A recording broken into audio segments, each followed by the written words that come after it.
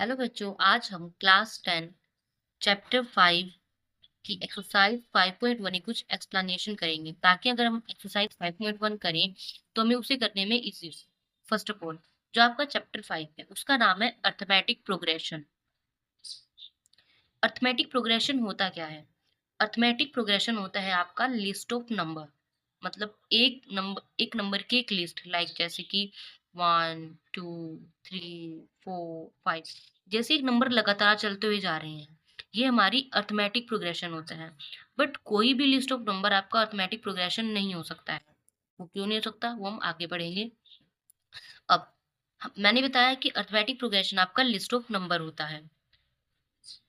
List of number में जो each number होता है, लाइक 2 हो गया, 1 हो गया, हम ईच नंबर को हम टर्म कहते हैं। क्या कहते हैं? टर्म कहते हैं। लिस्ट ऑफ नंबर में जो हमारा ईच नंबर होता है उसे हम टर्म कहते हैं। जो एपी होता है, एपी अगर हम जर्नल फॉर्म की बात करें, लाइक हम उन्हें कैसे शो करते हैं रियलिटी में, तो वो हमारा A1 A2 A3 A4 5 ऐसे आगे तक ऐसे चलता रहता है। हम एपी को ऐसे शो करते हैं। अब आप पूछेंगे एपी, मैंने आपको बताया लिस्ट ऑफ नंबर एपी होता है, बट हर एक लिस्ट ऑफ नंबर एपी नहीं होता, क्योंकि एपी कुछ रिक्वायरमेंट है जो कि उसे पूरी करनी होती है। जैसे मैंने कोई लिस्ट ऑफ नंबर लिखी है 1 2 3 4 5, अब मैं कह रही हूँ ये एपी है। वही दूसरी मैंने एक और लिस्ट ऑफ नंबर लिखी है 2 6 7 9, मैं कह रही हूँ ये एपी नहीं है। आप कहोगे दोनों लिस्ट ऑफ नंबर तो हैं, बट ये एपी क्यों नहीं है? क्यों नहीं? क्योंकि एपी की एक रिक्वायरमेंट होती है कॉमन डिफरेंस। एपी कहता है कि मेरी लिस्ट ऑफ नंबर एपी तभी होगी अगर मेरा कॉमन डिफरेंस सेम होगा। आप कहोगे कॉमन डिफरेंस को हम डी से डिनोट करते हैं। It is clear? Common difference मतलब हर एक नंबर के बीच में जो डिफरेंस होगा वो सेम होना चाहिए। और आपको जब डिफरेंस निकालना है तो पीछे से निकालना है, लाइक 2 - 1, 2 - 1, अगर मैं 2 - 1 करूँ तो मेरा 1 आता है। ओके, वहीं दूसरी ओर अगर मैं इधर भी 4 - 3 करूँ, मेरा यहाँ पे 1 आएगा। ये भी सेम है। अगर मैं फिर से 5 - 4 करूँ तब मेरा भी 1 आएगा। अब आप देखो हर जगह यहाँ पर भी डिफरेंस 1 है, यहाँ पर भी डिफरेंस 1 है, यहाँ पर भी डिफरेंस 1 है। इट मीन्स क्या है? ये एपी है। एपी की रिक्वायरमेंट क्या है कि मेरा कॉमन डिफरेंस सेम होना चाहिए। अगर कॉमन डिफरेंस सेम नहीं है तो वो एपी नहीं होगी। Is it clear? अब नाउ मैंने कहा ये एपी नहीं है, क्यों नहीं है एपी? अगर मैं इसका कॉमन डिफरेंस देखूं, 6 - 2 करूं तो मेरा क्या होगा? 4 होगा। अगर मैं पीछे से, ध्यान रखना पीछे से माइनस करना होता है हमें, 7 - 6 करूं तो मेरा क्या आएगा? 1 आएगा। वहीं अगर मैं 9 - 7 करूं तो मेरा 2 आ रहा है। अब देखो डिफरेंस यहाँ पर 4 है, यहाँ पर 1 है, यहाँ पर 2 है।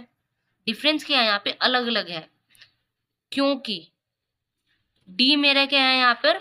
सेम नहीं है, तो इसीलिए मेरी एपी नहीं होगी।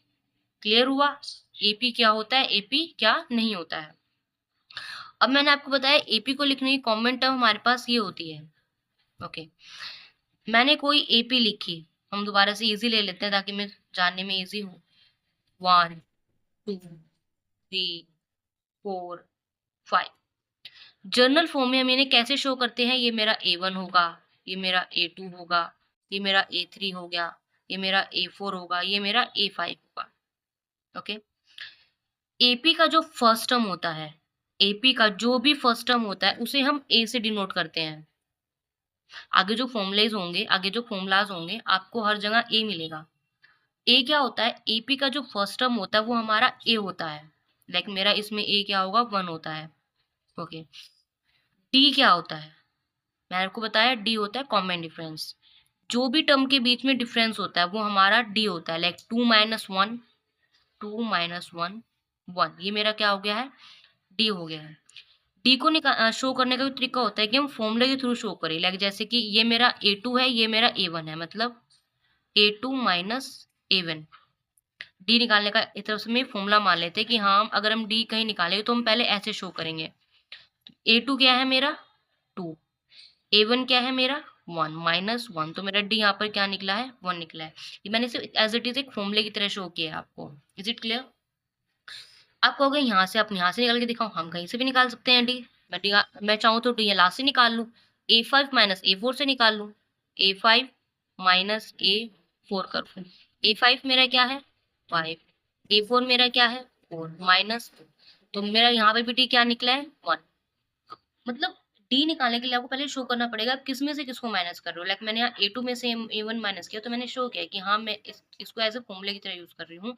तो मेरा A2 माइनस A1 मतलब 2 माइनस 1 इक्वल टू 1, ये मेरा क्या होगा डी होगा। यहाँ पे क्लियर हुआ।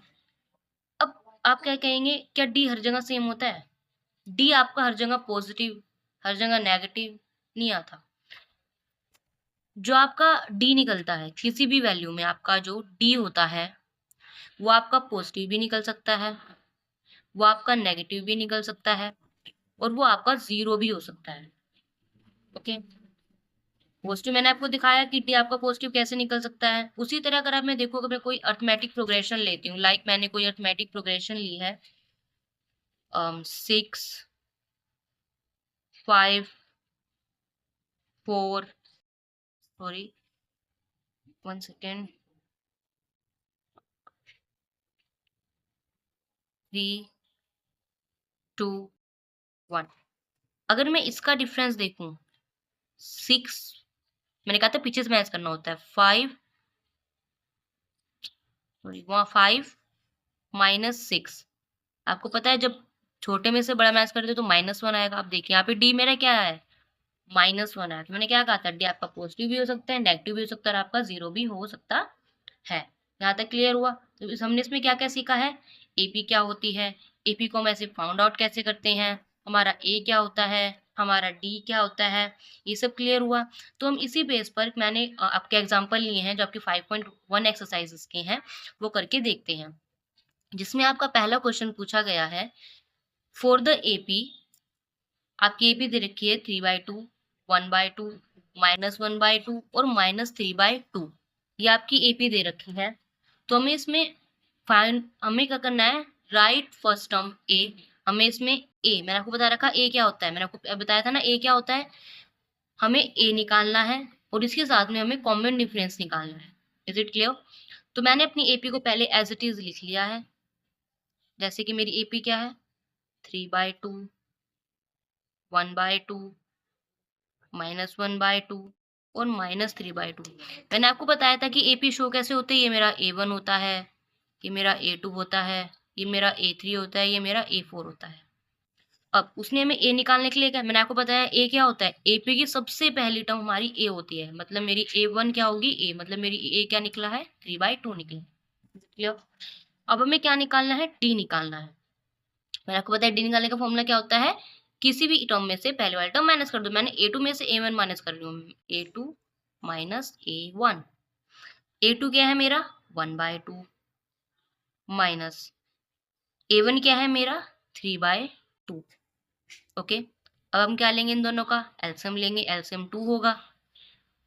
यहाँ पर आपका 1 आएगा, यहाँ पे आपका -3। अब 1 - 3 क्या होगा आपका -2, बटे में क्या है मेरा 2। अब मैं इसको कट करूंगी तो मेरा क्या आएगा -1, मतलब मेरा डिफरेंस क्या है -1 आया है। इसीलिए अगर मैं आंसर शो करूं तो मेरा ए क्या निकला है यहाँ पर 3/2 निकला है, और उधर ही मेरा डी क्या निकला है यहाँ पर -1 निकला है। तो हमारे फर्स्ट सम के आंसर हो गए फर्स्ट एग्जाम्पल के। उसी तरह उन्होंने आपको एक सेकंड एग्जाम्पल भी दिया है 5.1 एक्सरसाइज में। मैंने पूरा नहीं लिखा है, मैंने सिर्फ आधा एग्जाम्पल लिखा है ताकि हम जल्दी कर सकें। इसके अलावा अब आप देखिए आपका क्वेश्चन एग्जाम्पल, अब हम बात करेंगे क्वेश्चन सेकंड की। क्वेश्चन सेकंड जो कि आपका सेकंड एग्जाम्पल है एक्सरसाइज 5.1 का, उसमें क्या किया गया है, which of the following list of number form an AP. मतलब क्वेश्चन 4-5 थे, मैंने एक ही क्वेश्चन लिया उसमें से ताकि एग्जाम्पल एक ही समझ में आ जाए मैं आराम से। उसने क्या है कि जो भी आपकी लिस्ट ऑफ एपी है, हमें चेकआउट करना है पहले जो ये लिस्ट ऑफ नंबर दी गई है एपी कौन सी है। अगर वो एपी है तो हमें उसकी नेक्स्ट 2 टर्म निकालनी है, अगली से 22 तक दे रखे तो हमें इससे अगली 2 टर्म्स और निकालनी है। तो फर्स्ट ऑफ ऑल मैंने आपको बता रखा है कि हम एपी चेक कैसे करते हैं। एपी चेक कैसे करते हैं हम, जैसे कि अगर आप देखें मैंने आपको बताया एपी चेक करने का सही तरीका है कि आप डिफरेंस चेक करो।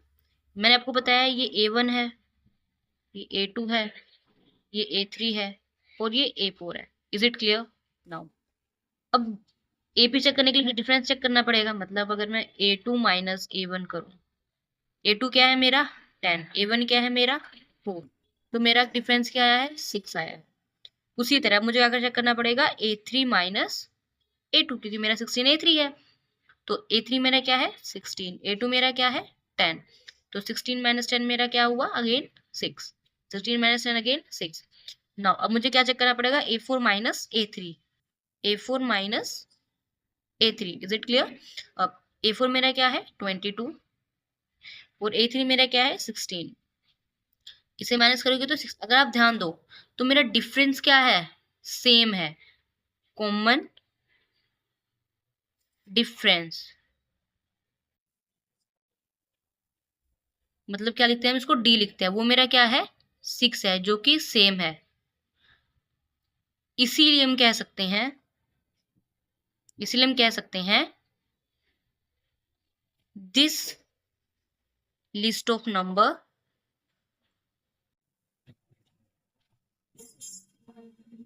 Is an AP, is it clear.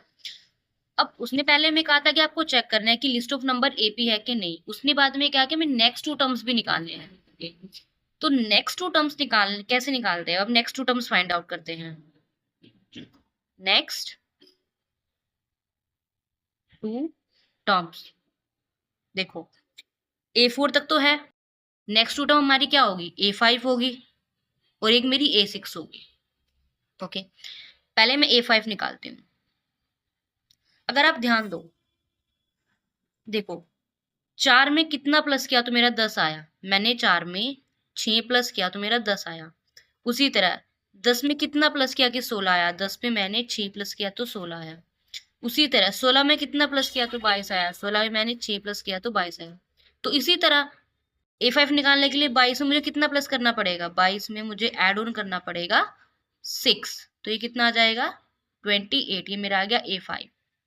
अब मुझे क्या निकालना है A6, A6 मेरा, उसी तरह हमने क्या किया A5 निकालने के लिए मैंने A4 में ऐड किया है 6, इज इट क्लियर।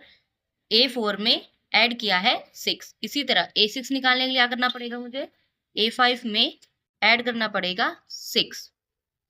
अगर आप कॉमन देखें तो A5 निकालने का कॉमन फॉर्मूला आपका होगा, A5 निकालने कॉमन फॉर्मूला है कि हम A4 में ऐड कर दे difference, is it clear. A5 निकालने का कॉमन फॉर्मूला आपका होगा कि मैं A5 से एक कम, मतलब A5 से नीचे क्या है A4 में मैं डिफरेंस प्लस कर दूं। उसी तरह A6 निकालने के लिए क्या करना पड़ेगा मुझे A5 में क्या करना पड़ेगा डिफरेंस ऐड करना पड़ेगा। तो मेरा A5 क्या निकला है 28 और डिफरेंस क्या है मेरा 6, तो मेरी वैल्यू क्या निकलेगी 34। तो मेरी A5 A6 भी निकल गया, तो मेरा क्या हो गया आंसर। Is it clear. इसी तरह मैंने आपके वीडियो में एग्जांपल कराए हैं, आगे की वीडियोस में आगे तक इस वीडियो में पिन कर दूंगी ताकि हम अच्छी तरह पूरा चैप्टर कर सकें। Okay bye.